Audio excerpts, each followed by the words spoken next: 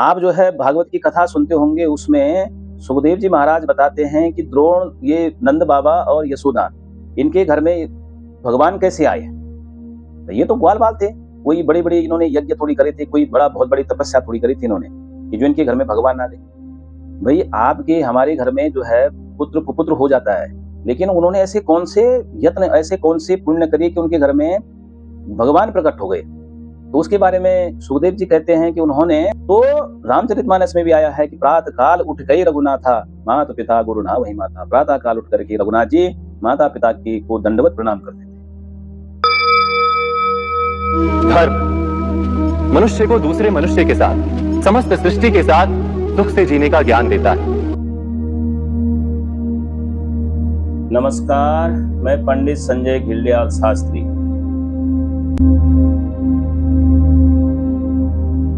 नमस्कार, मैं पंडित संजय घिल्डियाल शास्त्री स्वागत करता हूं आपका एक और नई वीडियो में। आज बात करते हैं माता पिता के बारे में। आज लोग बहुत तीर्थ कर रहे हैं, जप कर रहे हैं, तप कर रहे हैं, पूजा पाठ भी कर रहे हैं, यज्ञ अनुष्ठान भी कर रहे हैं, धर्म कर्म तो हो रहा है, लेकिन आज के समय में सबसे ज्यादा जो दुखी हैं वो माता पिता है।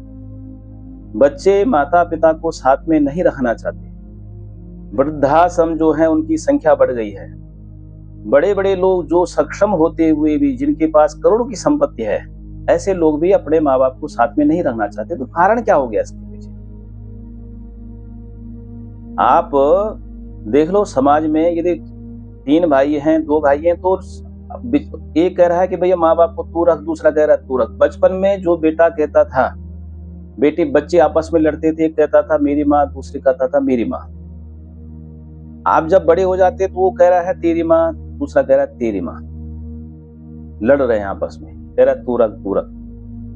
जिन माँ बाप के पास पेंशन है या पैसा पल्ला रखा हुआ है पुराना, उनकी तो बेटे सेवा कर रहे हैं, कुछ लोभ के कारण, लालच के कारण। और कुछ संस्कारी बच्चे हैं कि जिन्होंने शास्त्रों का अध्ययन किया है, धर्म का अध्ययन किया है, जो माँ बाप की उपयोगिता जानते हैं, वो भी सेवा कर रहे हैं।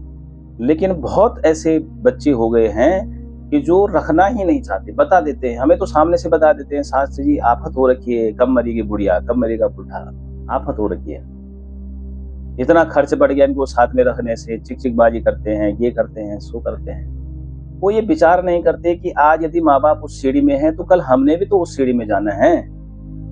कल हमारे बच्चे भी तो हमारे साथ में यही करेंगे। कहते हैं बोया पेड़ बबूल का, तो आम कहाँ से खाए। तो जब हम बबूल का पेड़ बो रहे हैं, अभी कांटे बो रहे हैं, तो कल आम की आस कैसे कर सकते हैं। तो ये आज पता नहीं क्या हो गया संसार को, कितने वृद्धाश्रम खुल गए आज, देखो आप समाज संसार में। तो स्कंद पद्म पुराण में आया है, पद्म पुराण की सृष्टि खंड में, कि सर्व तीर्थमयी माता, सर्व देवमयः पिता, मातरम पितरम तस्मात् सर्व यत्नेत पूजयेत। आप तीर्थ मत जाओ। आज तीर्थों में कितनी भीड़ है, पैर रखने की जगह नहीं तीर्थों में। आप केदारनाथ चले जाओ, बद्रीनाथ, हरिद्वार, गंगोत्री, यमुनोत्री, या आप महाकाल में चले जाओ, या किसी भी अन्य तीर्थों में, बड़े बड़े मंदिरों में चले जाओ, वहां पैर रखने की जगह नहीं, इतनी भीड़ भाड़ है वहां पे। वहां जाकर के देखो, ऐसा लगता है सतयुग आ गया है। लेकिन उनमें से अधिकांश लोगों के घर में देखो तो माँ बाप भूखे पड़े हैं, माँ बाप का तिरस्कार हो रहा है, माँ बाप का अपमान हो रहा है, माँ बाप उनके वृद्धाश्रम में है।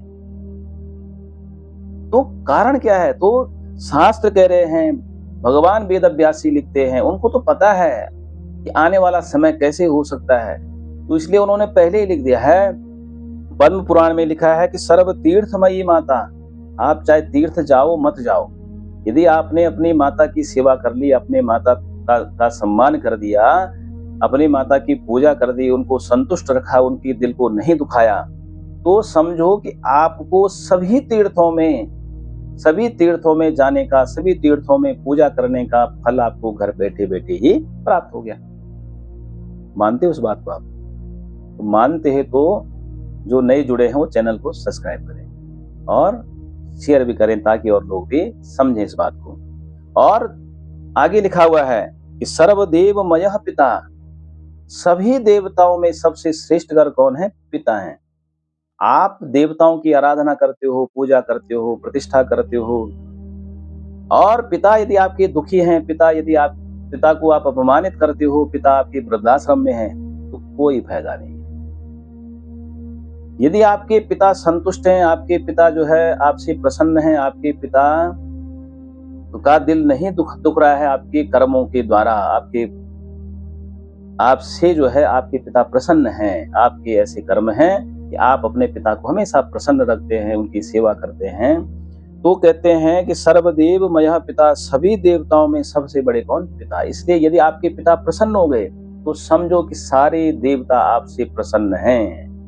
आपको देवताओं का पूजन करने की आवश्यकता नहीं। हाँ, आवश्यकता क्यों नहीं है, लेकिन पहले ऐसा नहीं कि देवताओं का पूजन छोड़ दो फिर आप, लेकिन माता पिता की सेवा करने के बाद तब देवताओं का पूजन, तब देवताओं का नंबर आता है।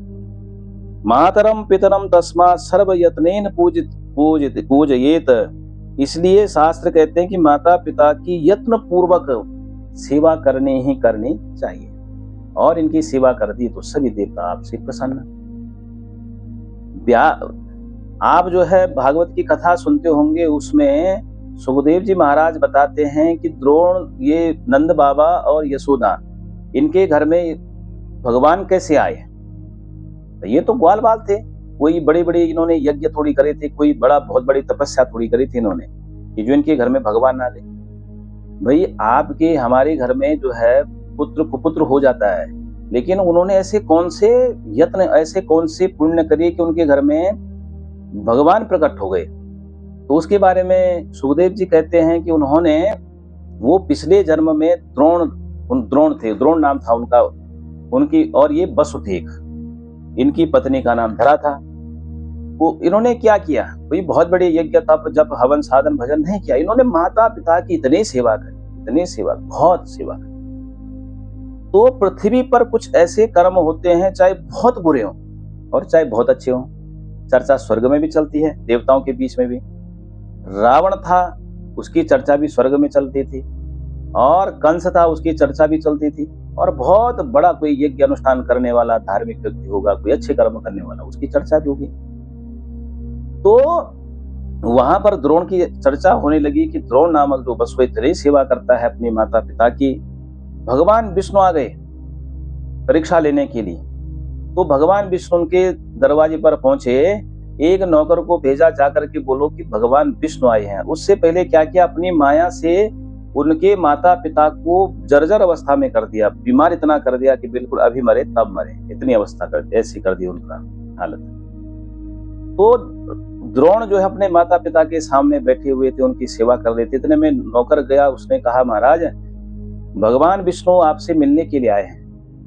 उन्होंने कहा कोई बात नहीं, उनको बिठा दो, मैं भी माता पिता को छोड़ के कहीं नहीं आ सकता, क्योंकि शास्त्रों में हमने सुना है कि मरते समय माता पिता यदि मर रहे हैं, उस समय बालक का वहां पर होना आवश्यक है। यदि बच्चा वहां पर है, अपने माता पिता के सन्मुख रहना चाहिए उसको। माता पिता अपने बच्चे का मुख देख करके वो जो है, यदि मरते हैं तो स्वर्ग को जाते हैं, तो माता पिता का की अंतिम समय में बच्चे को वहीं पर रहना चाहिए। तो भगवान विष्णु को बैठे बैठे बाहर काफी देर हो गई, फिर भेजा दूसरे दूत को, जाओ बताओ, हमको मिलने के लिए आए, बहुत देर हो गई।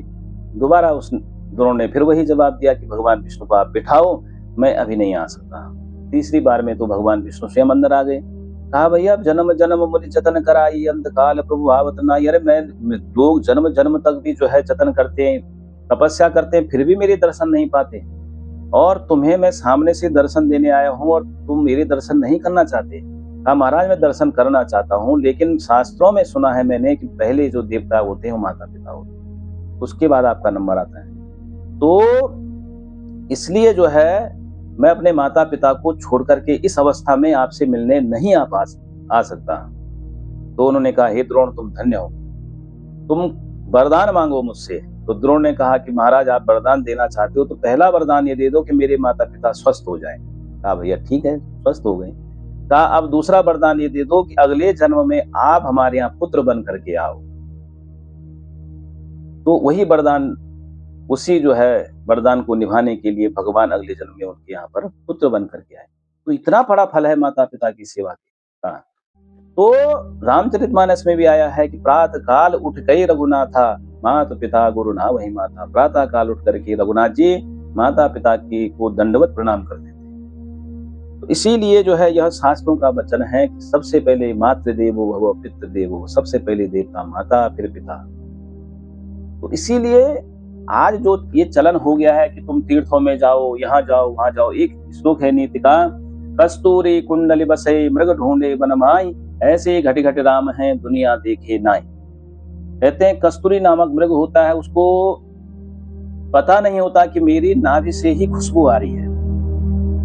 वो उस खुशबू को पाने के लिए पता नहीं कौन सी चीज है, इसको खाऊंगा मैं, इतनी अच्छी खुशबू आ रही है तो ये खाने में कितना अच्छा होगा। उस खुशबू को वो पूरे जंगल में ढूंढता है, लेकिन उसको अंत तक पता नहीं होता कि यह जो खुशबू आ रही है मेरी नाभि से ही आ रही है। मर जाता है लेकिन तब तक भी उसको पता नहीं लग पाता। तो वही बात कह रहे हैं कि ऐसे घटे घटे राम हैं दुनिया देखी नहीं। ऐसे ही हर घर में माता पिता के रूप में भगवान हैं, लेकिन लोग कहाँ ढूंढ रहे हैं? तीर्थों में ढूंढ रहे हैं, मंदिरों में ढूंढ रहे हैं, देवालयों में ढूंढ रहे हैं। अपने घर के माता पिता को पहले खुश करो और उसके बाद जो है देवालय के जो भगवान हैं, मंदिरों के जो भगवान हैं, फिर उनकी पूजा करो, फिर आपको पुण्य की प्राप्ति होगी। आप यदि बात से सहमत हैं तो लाइक और शेयर जरूर करें। जो भी नए जुड़े हैं वो सब्सक्राइब करें। ऐसे वीडियो देखने के लिए आप हमारे चैनल से जुड़े रहें। जय श्री राम।